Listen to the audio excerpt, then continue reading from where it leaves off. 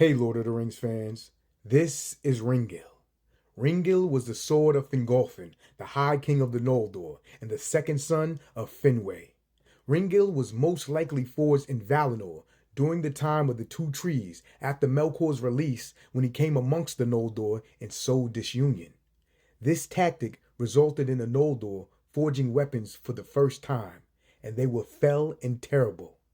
After the destruction of the Two Trees and the theft of the Silmarils, Morgoth fled back to Middle-earth and rebuilt and fortified the great fortress of Angband, and waged war against the elves in many great battles. Now, after suffering defeats in the first three battles, Morgoth was finally victorious in the fourth great battle, known as the Dagor Bragollach, the Battle of Sudden Flame. Angrod and Angnor, brothers of Galadriel and Finrod Felagund, were slain, and Dorthonion was taken. And the sons of Feanor were overwhelmed, and East Beleriand was also taken.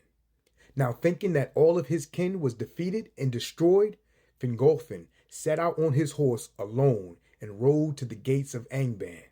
And he called out Morgoth to face him in single combat. And Morgoth came. Morgoth wielded a great warhammer named Grond, while Fingolfin wielded Ringil, which glittered like ice. In fact, the word Ringil in Quenya is a variation of the word cold. He used Ringil with such strength and skill that he was able to wound Morgoth 7 times, and each time he was wounded, he screamed out in anguish.